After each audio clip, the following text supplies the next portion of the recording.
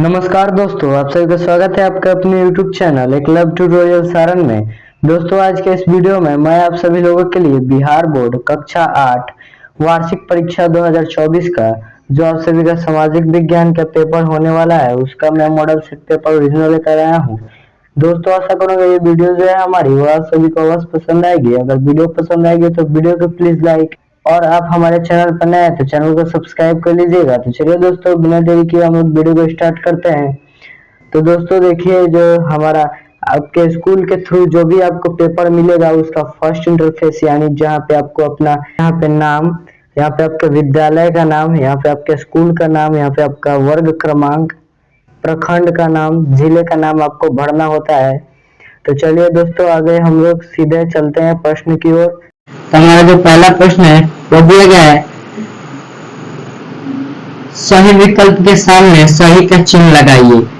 यहाँ पे हमारा पहला प्रश्न दिया गया है, जो आपको आपका जो पेपर मिलेगा उसका पहला प्रश्न दिया गया है, सही विकल्प के सामने सही का चिन्ह लगाइए। तो ये जो आपका प्रश्न है ये 2 मार्क्स का एक है और इसमें जो प्रश्न है वो 5 है, यानी आप इस प्रश्न को पूरे प्रश्न को हल कर देंगे तो आपको 10 मार्क्स मिलेंगे। तो आपका पहला प्रश्न दिया गया, बिहार में अंग्रेजों के समय किस तरह की भूमि व्यवस्था अपनाई गई। तो बिहार में जब अंग्रेज आए थे तो उस समय किस प्रकार की भूमि व्यवस्था अपनाई गई थी उसके बारे में बताना है। तो देखिए, पहला दिया गया है अस्थाई बंदोबस्त था, या फिर रैयतवाड़ी व्यवस्था था, या फिर मलवाड़ी व्यवस्था, या फिर इनमें से कोई नहीं। तो उस समय हम लोग कौन सा व्यवस्था अपनाए थे, तो उस समय कौन हमारे यहाँ अस्थाई बंदोबस्त चल रहा था। फिर देखिए दूसरा प्रश्न दिया गया है, जनजातीय समाज के लोग आम भाषा में क्या कहलाते थे। तो जनजातीय समाज के लोग आम भाषा में आदिवासी कहलाते थे। फिर आगे देखिए, तीसरा प्रश्न दिया गया है, कोयला का सर्वोत्तम किस्म कौन सा है, यानी कोयला का सबसे अच्छा किस्म कौन सा है। तो कौन सा है हमारा, एंथ्रासाइट्स है। तो आप लोग एंथ्रासाइट्स भर लीजिएगा। फिर देखिए हमारा चौथा प्रश्न दिया गया है, चौथा प्रश्न बोल रहा है, भारत में सबसे अधिक वन क्षेत्रफल किस राज्य में है। यानी भारत में सबसे अत्यधिक वन क्षेत्रफल जो है वो किस राज्य में है। तो हमारा है मेघालय। आप भर लीजिएगा यहाँ पे मेघालय।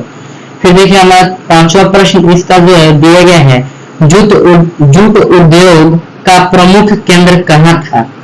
तो हमारा कहाँ पे था वो, तो बंगाल में था। तो आप लोग बंगाल भर लीजिएगा।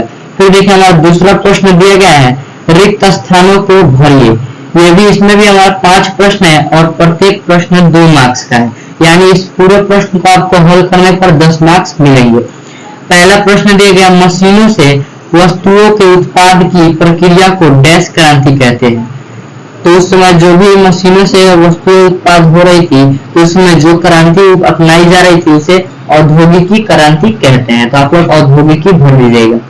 महात्मा गांधी प्राकृतिक परिवेश की शिक्षा, यानी आप लोगों को यहाँ पे भरना होगा अंग्रेजी शिक्षा के विरुद्ध।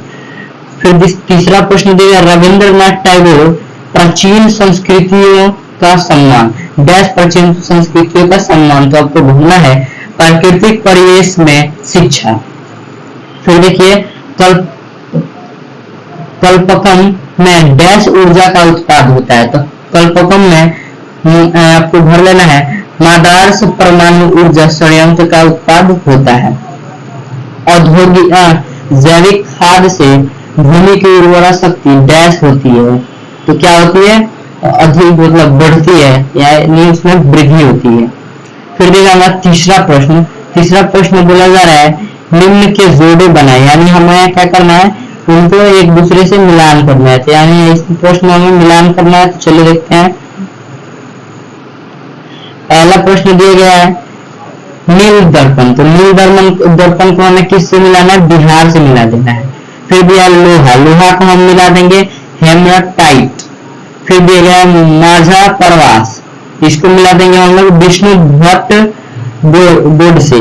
फिर दिया गया फरक्का को हम लोग मिला देंगे ताप विद्युत। फिर हमारा दिया गया लखनऊ को हम लोग मिलाएंगे बेगम हजरा महल। फिर आप लोग क्या कीजिए, इसका स्क्रीनशॉट ले लीजिए ताकि आप लोगों को आसानी से लिखने में दिक्कत ना हो। चलिए देखते हैं हम लोग अगला प्रश्न जो है हमारा दिया गया है, निम्नलिखित प्रश्नों के उत्तर दें। यानी इस प्रश्न जो दिया गया है उसके हमें क्या करना है, उसका आंसर देना है यानी उत्तर देना है। और ये प्रश्न जो है वो 5 मार्क्स का एक है, यानी आपको एक को प्रश्न हल करेंगे तो 5 मार्क्स मिलेगा। तो देखिए पहला प्रश्न क्या है, भारतीय उद्योगपतियों को भारत में उद्योग की स्थापना में के मार्ग में क्या क्या बाधाएं थी। मतलब भारत के जो भी उद्योगपति थे, उद्योगपति मतलब जो भी कारखाने लगाने वाले व्यक्ति थे, उनको उद्योग मतलब कारखाने लगाने में कौन कौन सा प्रॉब्लम आ रहा था उसके बारे में हमें बताना है। तो चलिए देखते हैं आंसर हमारा क्या है। आंसर दिया गया है सन 1854 में बंबई पहला सूती वस्त्र का कारखाना कावासजी नानाजी दाभार नामक एक पारसी ने स्थापित किया। मतलब उस समय हमारे यहाँ सन 1854 ईस्वी में क्या हुआ था, 1854 ईस्वी में बंबई में एक सूती वस्त्र का कारखाना बैठाया गया जो कावासजी नानाजी दाभार नामक एक पारसी जो थे उनके द्वारा क्या किया गया था, स्थापित किया गया था। सन 1880 ईस्वी में 80 तक पूरे भारत में, मतलब उस समय 1880 ईस्वी तक पूरे भारत में 56 सूती कपड़े के मिल स्थापित हो चुकी थी। तो 1880 ईस्वी तक क्या होता, 56 सूती कपड़ा का जो हमारा कपड़ा बनाने वाला मिल है वो स्थापित हो चुका था। इन कारखानों के लिए मशीनें विदेश से मंगाई जाती थी और इन कारखानों में जो भी मशीनें लगती थी वो विदेश से मंगाई जाती थी। भारतीय कपड़ा उद्योग की प्रगति ने विदेशों को चिंता में डाल दिया था। भारतीय उद्योगपतियों के सामने समस्या यह थी कि यदि किसी तरह अंग्रेजी सरकार भारतीय उद्योगों को बढ़ावा देने का कार्य करती तो उत्पादन क्षमता में वृद्धि की जा सकती थी। तो भारतीय उद्योगपतियों के सामने एक यह भी प्रॉब्लम था, अगर अंग्रेजी जो सरकार थी वो भारतीय उद्योगपतियों के उद्योग में बढ़ावा देते तो अच्छा रहता और क्या होता, उत्पादन क्षमता में जो क्या होता, वृद्धि होता। फिर देखिए आगे, अतः उन्होंने मांग की कि इंग्लैंड से आ रहे कपड़ों पर सरकार विशेष कर लगाए। उन्होंने क्या मांग की, मतलब जो भी हमारे भारत के जो भी हमारे क्या थे उद्योगपति थे वो मांग किए कि जो भी हमारे यहाँ इंग्लैंड से कपड़ा आ रहा है उसके ऊपर क्या किया जाए, अत्यधिक यानी कर लगाया जाए, मतलब विशेष कर लगाया जाए ताकि वो भारत में यहाँ के बने हुए कपड़ों से महंगा बिके। अगर कोई भी सामान बाहर से आ रहा है, अगर भारत सरकार उसे अधिक कर ले रहा है और जो बेचने के लिए आ रहा है तो वो उसे इकट्ठा करने के लिए अत्यधिक दाम लगाएगा तो क्या होगा, लोग उसे नहीं खरीदेंगे और जो भी भारत में कपड़ा बन रहा है उसी को लोग खरीदना पसंद करेंगे। तो इस चीज की वो लोग मांग कर रहे थे। लेकिन अंग्रेजों ने ऐसा नहीं किया, बल्कि ऐसी नीति अपनाई कि भारत का औद्योगिक विकास धीमा रहे। और जो भी अंग्रेज थे वो ऐसा नहीं किए और उन्होंने ऐसा दिमाग लगाया, ऐसा तरीके अपनाया जिससे भारत के जो भी औद्योगिक विकास था वो क्या हो, धीमा हो जाए यानी कम हो जाए। साथ ही अंग्रेजों के निर्देश पर बैंक ऊंचे ब्याज पर भारतीय उद्योगपतियों को कर्ज देते थे और जो भी अंग्रेज थे उनके कहने पर बैंक जो भी था, जैसे बैंक से कुछ लोग लोन लेकर जो भी कार्य करते हैं या फिर वो अपनी कंपनी बैठाते हैं तो वो वैसा ही उद्योगपति करते थे, भारतीय उद्योगपति। तो क्या था, अंग्रेजों के कहने पर बैंक जो था उनके ऊपर अत्यधिक कर लगाता था जिससे उन्हें काफी परेशानियां होती। फिर देखिए हमारा दूसरा प्रश्न दिया गया है, भारत के सूती वस्त्र उद्योग का विवरण दीजिए। ये भी 5 नंबर का है और आपको ये सॉल्व करना ही होगा। तो चलिए देखते हैं हम लोग। आंसर हो जाएगा, भारत का सूती वस्त्र उद्योग अंतरराष्ट्रीय व्यापार का लगभग 1/4 भाग। भारत में कपड़े का उत्पादन लगातार बढ़ता जा रहा है। 1955 से 1951 में 4 अरब वर्ग मीटर कपड़ा तैयार किया गया तथा जो अब मतलब अभी के समय में 34 अरब वर्ग मीटर हो गया है। आधुनिक सूती वस्त्र उद्योग में वस्त्र निर्माण की प्रक्रिया कई तरह से गुजरती है। शुरू में मशीन द्वारा कपास से एक बीज निकाले जाते हैं जिसे गिनिंग कहते हैं। इसके बाद कपास को इकट्ठा कर गांठ तैयार किया जाता है। गांठ द्वारा कपास के धागे बनाए जाते हैं। फिर इन धागों की सहायता से मशीन द्वारा कपड़ा तैयार किया जाता है। फिर देखिए अगला प्रश्न जो है हमारा 5वां प्रश्न है जो 10 मार्क्स का है और आपको यह प्रश्न अवश्य हल करना होगा क्योंकि 10 मार्क्स का सवाल है। अगर आप एक प्रश्न ये हल नहीं करते तो आपका 10 नंबर जो है कर सकता है और आप इस सब्जेक्ट में फेल हो सकते हैं। तो आपको सबसे पहले इस प्रश्न को हल करना होगा। तो देखिए पहला प्रश्न दिया गया, शिक्षा के विषय में महात्मा गांधी एवं रविंद्रनाथ टैगोर के विचारों को बताएं।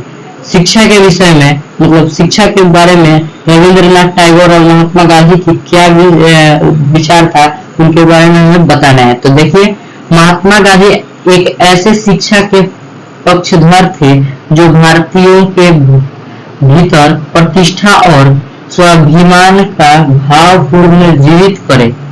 उनकी दृढ़ मान्यता थी भारत में शिक्षा केवल भारतीय भाषाओं में ही दी जानी चाहिए। उनके मुताबिक अंग्रेजी में दी जा रही शिक्षा भारतीयों को अपाहिज बना देती है, अपने सामाजिक परिवेश के से काट देती है और उन्हें अपनी ही भूमि पर अजनबी बना रही है। उनकी राय में विदेशी भाषा बोलने वाले स्थानीय संस्कृति से घृणा करने वाले अंग्रेजी शिक्षित भारतीय अपनी जनता से जुड़ने के तौर तरीके भूल चुके हैं। उनका मानना था कि शिक्षा मौखिक भी हो, जीवन में अनुभव और व्यावहारिक ज्ञान भी दो। शिक्षा का उद्देश्य व्यक्ति का मस्तिष्क एवं आत्मविश्वास होना चाहिए। केवल साक्षरता ही शिक्षा नहीं होती, हाथ से काम करने सीखना और हुनर भी सिखाना जरूरी है, तभी मस्तिष्क और समझने की क्षमता दोनों विकसित होंगे।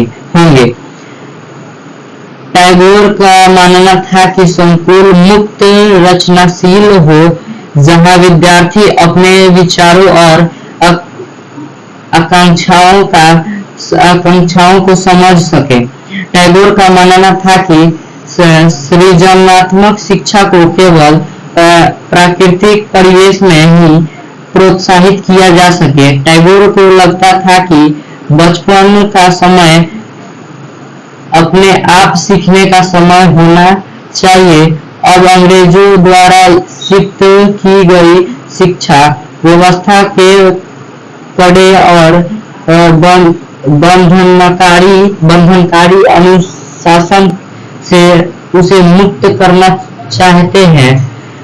उनका मानना था कि शिक्षित कल्पनाशील हो, बच्चों को समझते हो और उन्हें अंदर से उत्सुकता जगाने की चाह विकसित करने में मदद करे। टैगोर के मुताबिक वर्तमान संकुल बच्चों की रचनाशीलता कल्पनाशीलता होने के उनके स्वाभिमान गुण को मार देते हैं।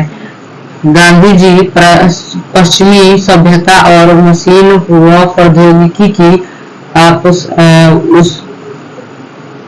उपासना के कठोर आलोचक थे। टैगोर आधुनिक पश्चिमी सभ्यता और भारतीय परंपरा के श्रेष्ठ तत्वों का सम्मिश्रण चाहते और उन्हें शक्ति निकेतन के काल संगीत और नृत्य के साथ साथ विज्ञान और प्रौद्योगिकी की शिक्षा पर भी जोर दिया। तो इसी के साथ जो हमारा मॉडल सेट पेपर का जो हमारा वीडियो है वो समाप्त होता है। आशा करता हूँ ये वीडियो आप सभी दोस्तों को अवश्य पसंद आई होगी। अगर वीडियो पसंद आई होगी तो वीडियो प्लीज लाइक और हमारे चैनल पर नए हैं तो चैनल को सब्सक्राइब कर लीजिएगा, ताकि हम जो भी वीडियो डालें उसका नोटिफिकेशन सबसे पहले आपके पास जाए। तो दोस्तों इसी के साथ आज के इस वीडियो में बस इतना ही। मिलते हैं हम लोग दूसरे वीडियो में, तब तक आप लोग वीडियो को लाइक कीजिए और चैनल को सब्सक्राइब कर लीजिए। धन्यवाद दोस्तों।